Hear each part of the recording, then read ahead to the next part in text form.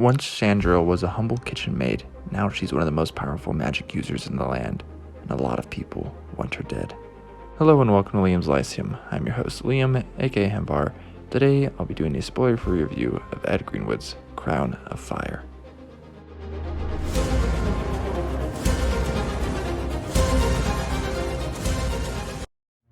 Crown of Fire is book 2 of 3 in Shandril's Saga. It is also book 9 in The Harpers, which is a series kind of open-ended about the Harpers.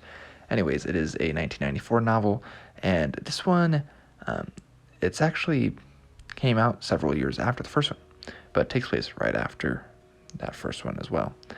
I will actually like to mention that this book is dedicated to Jenny, which is Ed's wife, and I would like to express my condolences to Ed and his loved ones for her passing. Anyways, this story starts with Brand, a young shepherd in Eastern Cormyr, and we do get to see some of Evenstar, actually, when speaking of Cormyr. So Shandril, Narm, and Delg have set off at the end of Book 1, trying to avoid all the nasty forces seeking to use or end Shandril and her spellfire, particularly the Zintram. And they are on their way to Silvery Moon. At least that is the goal. Yeah. Anyways, there are a lot of Malagram in this one, out to kill her as well. Which I do remember actually reading in the Shadow of the Avatar series, which I did a review of, Shadows of Doom, though they don't appear until the second book in that series. Of course, there are showings of Realms characters like Torm of the Knights of Mid-Draenor. We have Mert, Elminster, Manshoon, and such.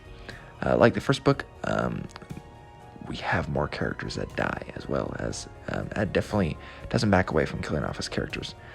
In this case, I think they're better established at this point, and the emotional response is greater. It's one thing that I love about Greenwood, though, again, is his killing off of characters, which I think the other popular Realms offer, Salvatore, doesn't really do. That's a big critique I have of his stuff anyways. And so then we have one character I'd like to mention, though, which I mentioned already, I guess, is Delg. He is the only member of the Company of the Bright Spear, besides Shandril, who is still alive. He is a dwarf from Mintarn, but he is of Clan Ironstar, which used to live under First, Second, and Third Peak in the Spine of the World. You probably, or you may know of Fourth Peak as the home of Mithril Hall in the Drist books.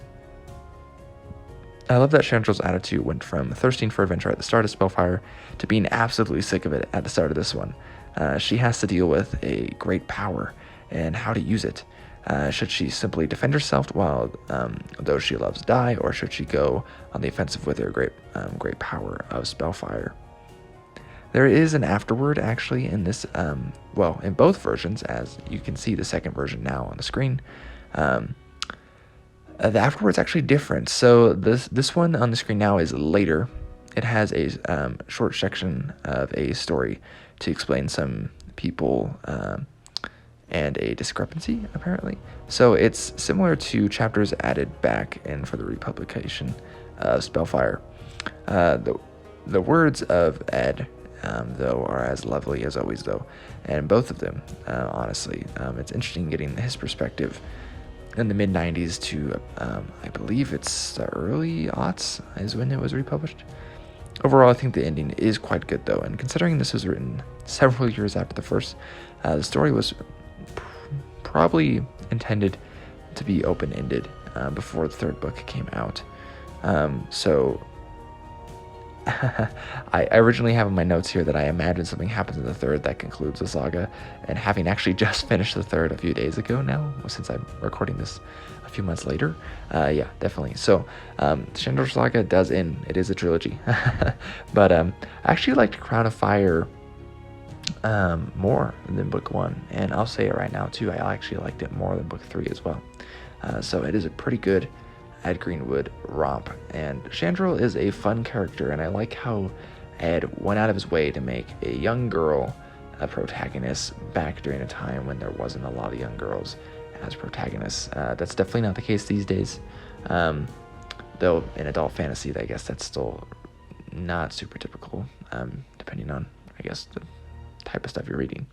So I definitely appreciated that, since Spellfire did come out in the late 80s, and it was one of the first Forgotten Realms novels published. So, and that continues here. I like Shandril as a character. She is very relatable in that sense, and so, well, in the sense that like she is very she's kind of an everyman in some sense, with her, like, oh yeah, adventure sounds fun, just like coming of age, like teenage things, and most people I think can remember their teenage years, at least with some fondness, and then it just kind of is not happy like most people find adult life, I guess. So anyways, Liam Lyceum, I'll catch you next time.